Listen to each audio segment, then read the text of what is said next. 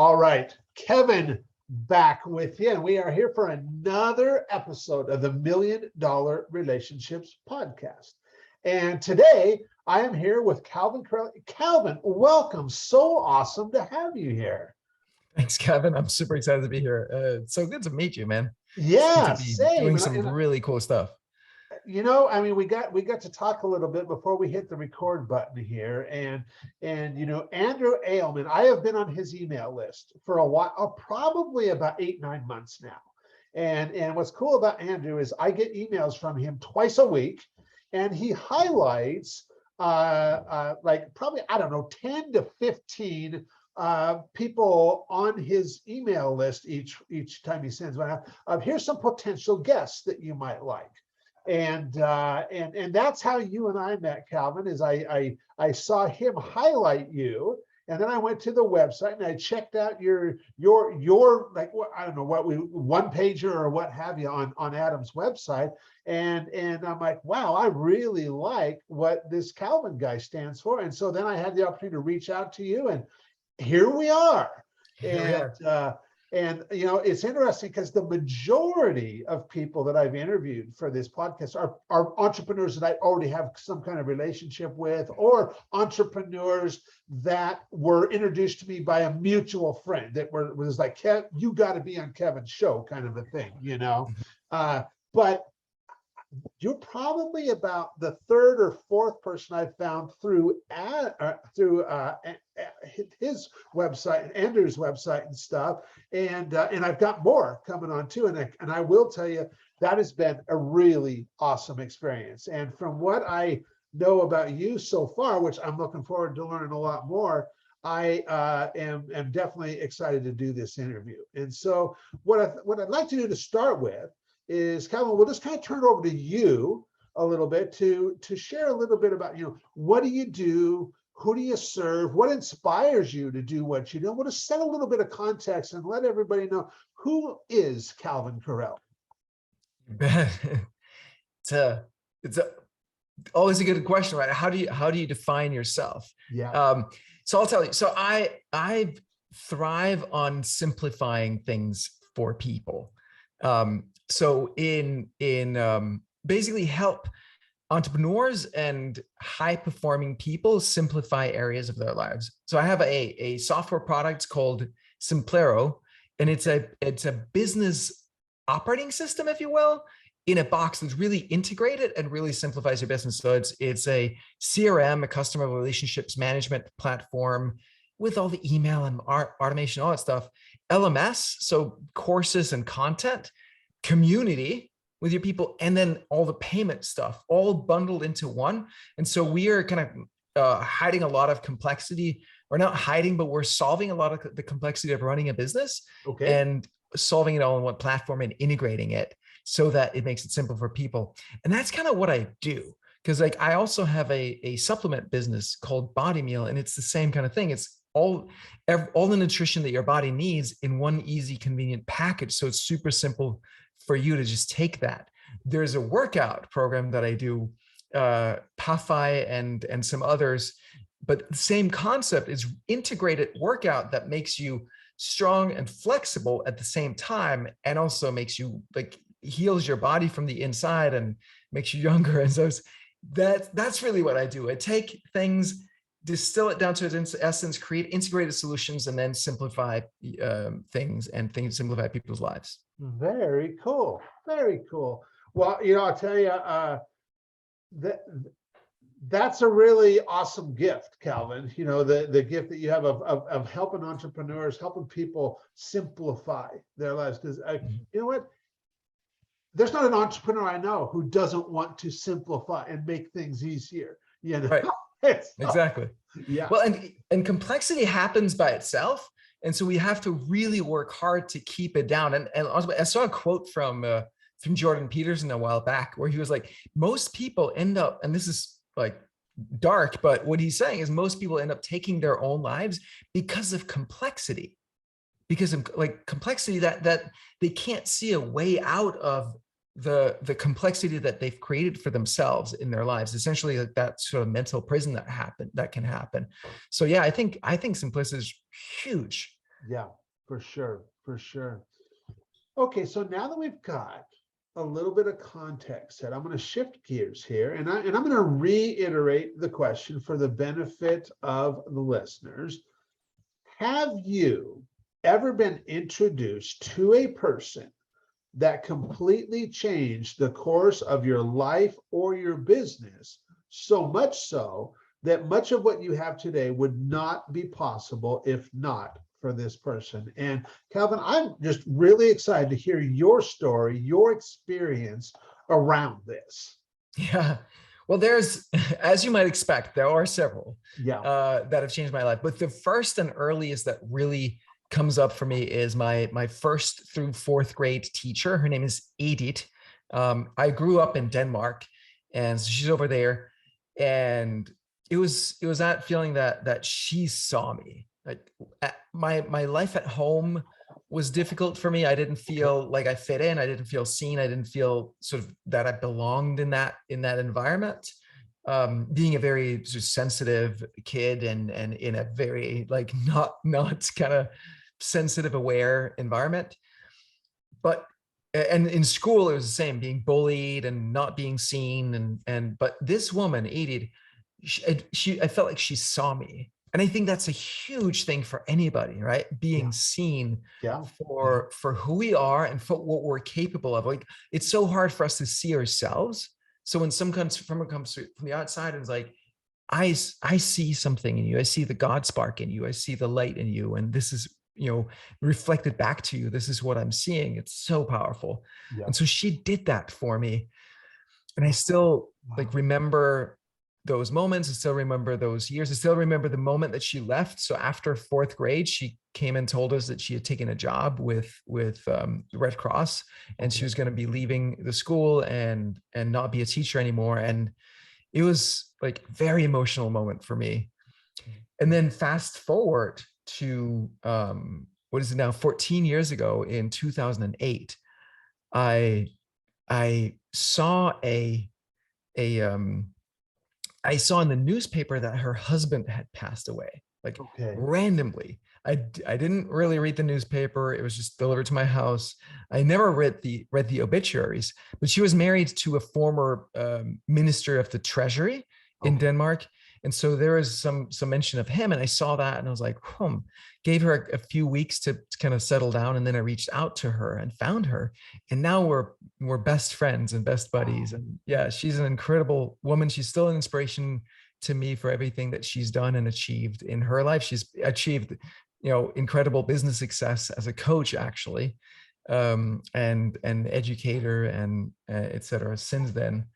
And yeah, so she's been a huge inspiration, reminding me of like who I am and what I'm capable of. And when I reached out to her again in 2008, I was going through a crisis in my own life and in my first marriage that ended up in divorce.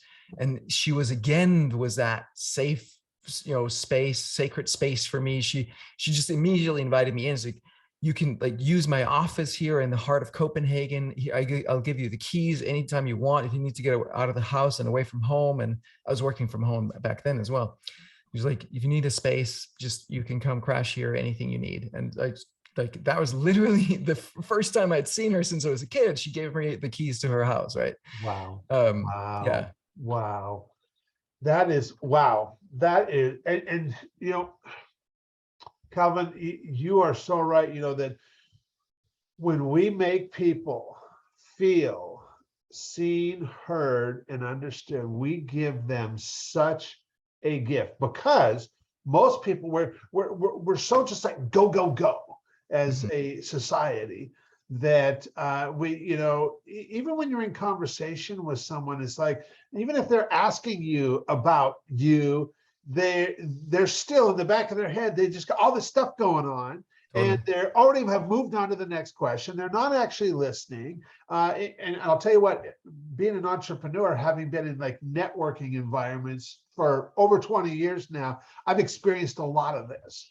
And I've also experienced what you've talked about, where when somebody asks you a question and now you start, somebody, it could be anything, hey, what's the thing that you got going on in your business that you're most excited about right now? Well, then we start talking about that. And they are like fully engaged in listening to us. And then they even ask clarifying questions based on what we share. And like it just like you said, I feel like I got a sneeze here. I hope not. But it by doing that, we give people such a gift, just like your teacher did for you and stuff. Is it gave you this gift, and it's so powerful. And like people will always remember how we made them feel, far over and above anything that we ever said. Totally. And so I Yeah. really appreciate you sharing that, and that's powerful. That's really powerful. Mhm. And so It's kind of funny too, because I'm a software engineer. That's my background, and I got into that, and I got really good at that because I was like really socially awkward in school and bullied and all that stuff, and a little bit too because I'm probably a little bit on the spectrum, and so it was computers felt safe for me. They wouldn't talk back. But I think about it a lot when it comes to technology and to big tech and to AI and that kind of stuff. It's almost like most of these engineers that are building our technological future, they don't understand this, right? They don't understand that the emotion is actually the important part. And it's what makes, they're just looking at humans as like more stupid AI in some way, right? Like they're not really seeing what's so magical about human beings is our ability to feel and our ability to connect and our ability to be creative. Yes, absolutely. Absolutely. So and in business too, like I think about that a lot, why are we doing business, right? Obviously the business needs to make money because otherwise it's not going to like survive, right? That's a given. And sure, like money is fun and money is great and money is fantastic at solving money problems, but it's not good at solving many other problems, which is why you see a lot of people who have an exit or they finally make a lot of money and then they get depressed because they realized, oh my God, I still have all of these problems and money doesn't solve a single one of them. And now they're like, oh, damn, I thought this was my strategy to solve all my problems. I succeeded with the strategy, but it didn't solve these problems. Now I don't know what I'm supposed to do. And that makes them depressed. But I realized I went through a life crisis in 2008, like following around that time that I spoke about with meeting my first grade teacher, where I started to get therapy and coaching and body therapy and worked with a spiritual teacher. And that process really got me to realize the only thing that matters at the end of the day is relationships. It's connection, starting with the relationship with ourselves. In relationships with other people. Money in the end means nothing. Nothing. Like, and business success and fame and fortune, all that stuff means nothing. The only thing that matters is relationships. So you're right on over at the target with what you're doing here with your podcast. And it's very interesting because the entrepreneurs that I have the opportunity to serve, they've got to the point in the business where because like you said, when you start off, we are concerned about growth, revenue, scaling, cash flow, all of that. But once you get to a certain point and you've got that going, now it's like, okay, we got the money piece handled, but now what? And that, in many cases, it comes down to purpose. What do I want to use this business to accomplish? What kind of impact in this world do I really want to make?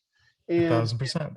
And it comes down to that, that the entrepreneurs that I get to serve, it's about impact and legacy. What impact do they want to make in the world? They want to make a bigger impact. And of course, the bigger impact one makes, well, that leads to more revenue, and then which leads to being able to make an even bigger impact, and which then gets them thinking about what kind of legacy do I really, really want to live, even beyond me, kind of a thing. And so, which I think is like I get that, and I'm also a little baffled by it sometimes because I think like when we're dead, when we're dead, we're probably dead. I do believe that our soul lives on and all that stuff, but our soul, I don't know that it cares necessarily about like what I'm thinking is the, like, who's gonna care? Who are the people that we impacted here, and what is that impact right now? That for me, the value is in this lifetime of knowing these are the people whose lives I impacted in some way. You know, not, I don't care whether I made money from it or not. That's not the point. The point is, did I inspire people? Did I move people? Did I touch them? Did I help them reconnect with themselves in a way, right? That's that, knowing that I'm doing that every day is important to me. That's what matters. Yeah. Because nobody's going to remember us when we're gone, right? Like, yes, they are for a while, and then like you see it whenever some big name celebrity dies, everybody talks about that person for a day, and then everybody moves on, right? And then they might remember you for like, you know, a generation, 2 generations, 5 generations, maybe, right? But then chances are, like, it's just going to be like a name, and nobody really knows. Chances are it's not going to be like nobody knows. Right? Very few people you might knows. be. I mean, you know, and I think there's certain things like, you know, I mean, like I got a friend of mine who's working in space travel, you know, and like he is definitely motivated by, you know, not only what happens in the here and now. He's definitely, you know, he is definitely a here and now guy for sure.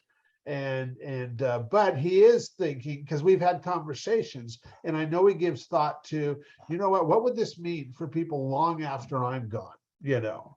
And so, but I get what you're saying, because I'm totally a here and now. I mean, I want to be inspired. I want to be impactful. I want, you know, and all that right here, right now, you know? And I mean, well, you know what, in my mind, this is all we have, is the here and now. You know, whatever choices we make right here, they will impact down the road and stuff. But we get to do all that in the here and now. And I don't want to get too philosophical on this. No, that's all good. I'm with you, Calvin. I'm with you. And so, what I want to do for anybody. Well, first of all, let me ask you this, because I know we before we start recording, you mentioned there might be, you know, some other people you wanted to honor as well. Is what feels right to you right now, Calvin? I'll name a couple others. So Gay Hendricks, if you're familiar with him. Oh yes, he's been a huge part of my growth, and I'm honored to call him a friend these days. But learning to love myself, learning to you know what, a big thing was actually, I used to feel quite depressed and almost suicidal for periods of time, and then it kind of withdrew a little bit. It was less, but it would come back for a couple days every month. I would feel it almost like PMS or something like that. And I'd feel like really depressed and really suicidal, and just kind of being in bed for a weekend or something. And then I remember around the time I turned 40, and I had one of those episodes again, and I was like, I think we were emailing, and he was like, "Happy birthday." I'm like, "I don't know that there's anything to celebrate here. I'm feeling really depressed." And he's like, "Well, in my experience, life only really gets good after 40. So just hang in there, my friend." And that was all he said. And it was just, I love that he just took it so lightly. He wasn't like, "Oh my God, I'm sorry you're depressed." Like, that's that. Like, he was just like, "Yeah, just hang in there. It's going to get better." Just like easy, light response. But also, that was the last episode I ever had. Interesting. So I have my thoughts around what Gay said to you and the impact that had, but I don't want to. I mean, why don't you speak to that? So why do you feel? I want to hear what you saying. Were you hearing? Well, I just think that the way that Gay responded, you know, you were just like, oh, you respected this gentleman, and the way he was just so nonchalant about it, you were probably like, you know what, he's right, and you just believed him. And you know, I had a gentleman in my life years ago, Matt Fury was his name, and I used to coach with him, and I invested in his, you know, mentorship. And in 2008, that was the year my son Brock was born, in April of that year. And so Brock is 14 now. He's in just started high school this year. But at the time when I was talking with Matt in a phone conversation, would have probably been around February of '08. And I was just kind of commenting on, yeah, Brock's going to be born in a couple of months, and that things are going to change. I mean, that was my first biological son being born, and Matt was like, yep.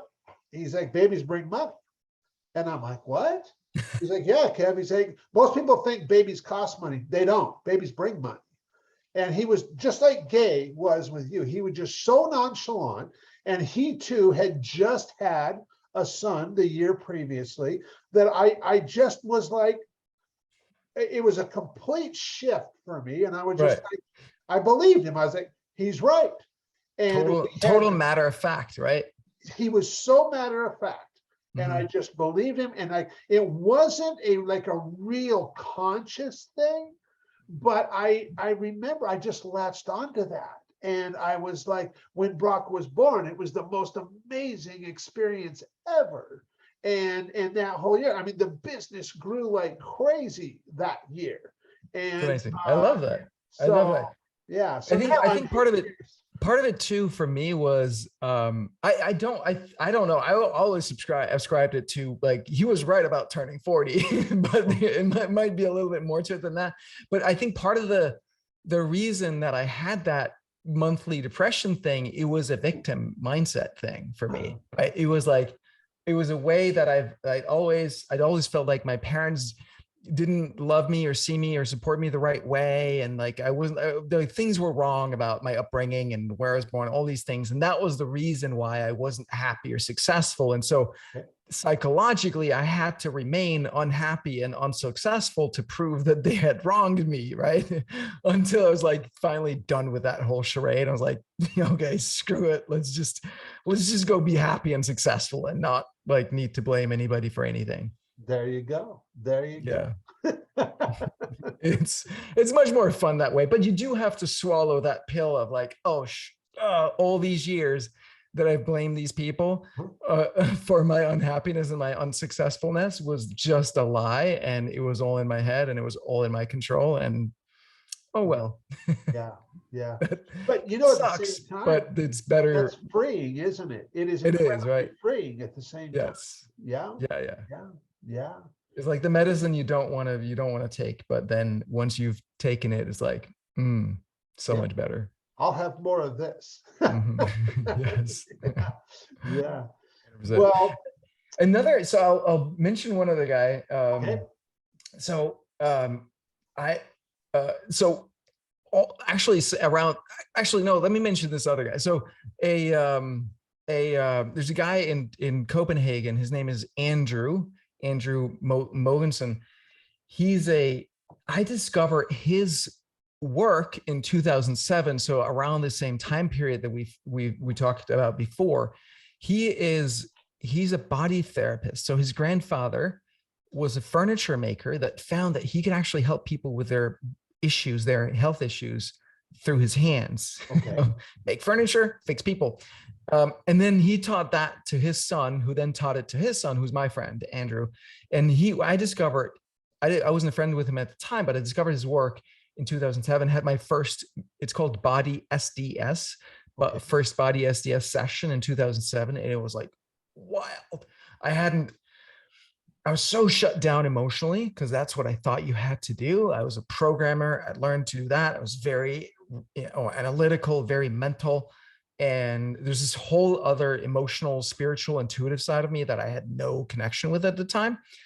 And Body SDS really helped because it's like you work the body to get to the emotion. So he worked my front side and then he let me sleep. And for 20 minutes, I would just cry, like waves of tear with no story, no content. It was just this sadness leaving my body. And then there'd be laughing because there's like that, like you're lightheaded and liberated when all this stuff moves. And then there'd be another wave of tears and like on and on for 20 minutes. And I felt like alive in a way I hadn't, for any period that I could remember, felt as alive for like a long time after. And then obviously then he gets normal, but it's crazy. And it was like, I literally hadn't cried for probably 15 years at that time Okay. or longer.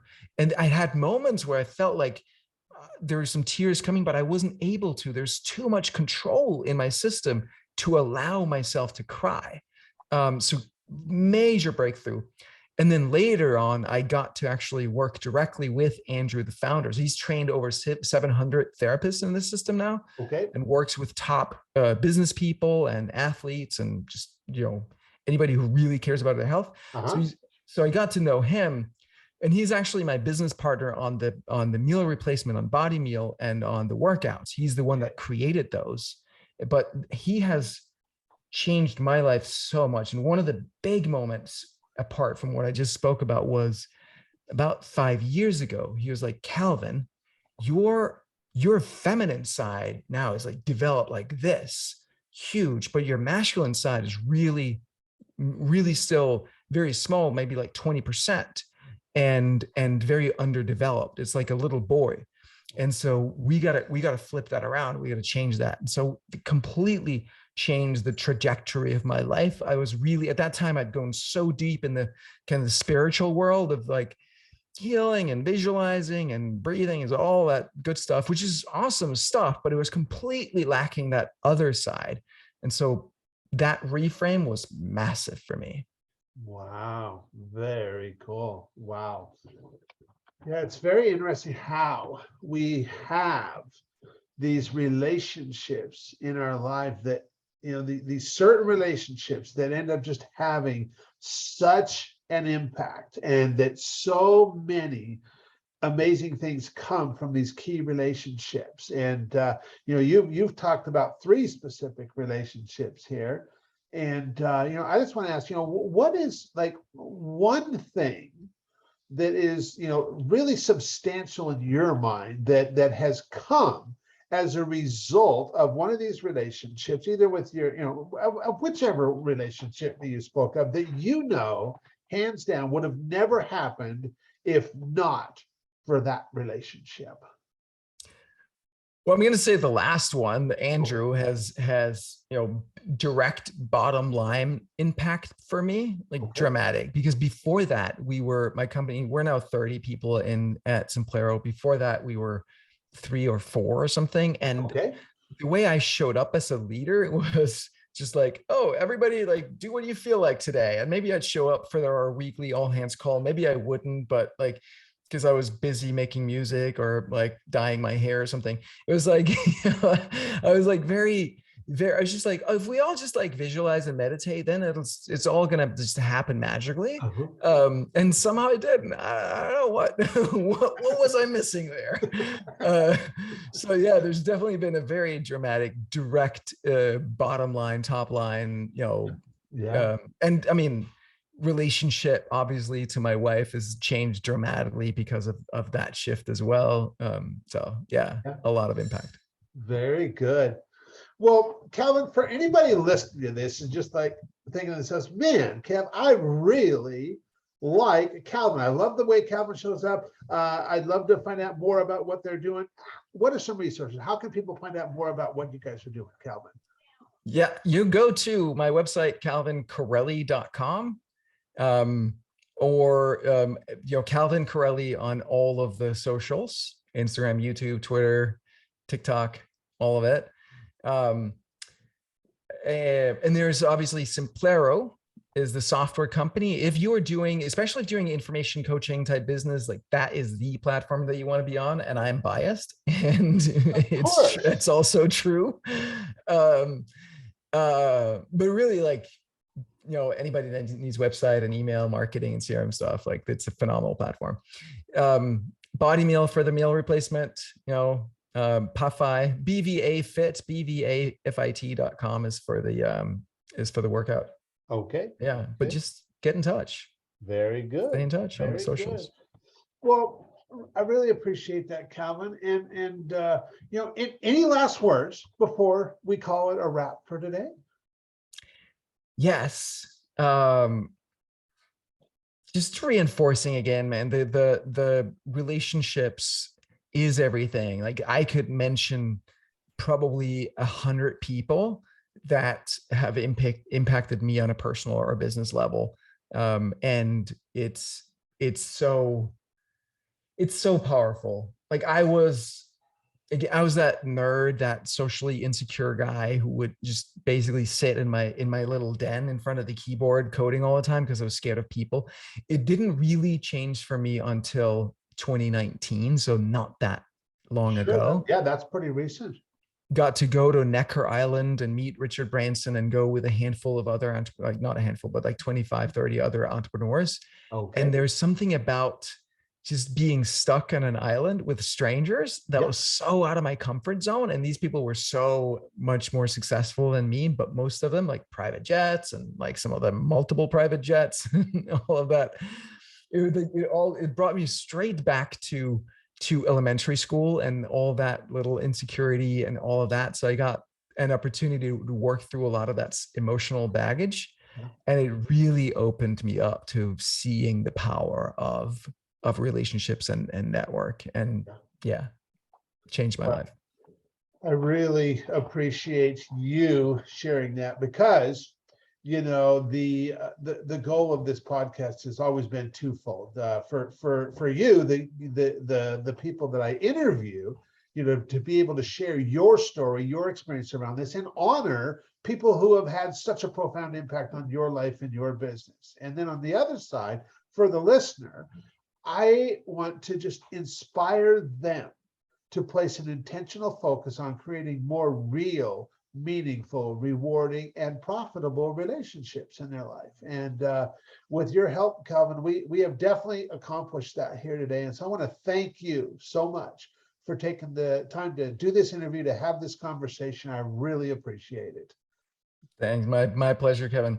Yeah, and the thing too is when you focus on the relationship over everything else, then everything else becomes simple, right? Then the results come naturally and simply. It's like relationship first, simplicity.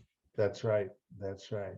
Well, Calvin, thanks so much again. And there you go, everybody. We'll be back next time around. Bye for now, everybody.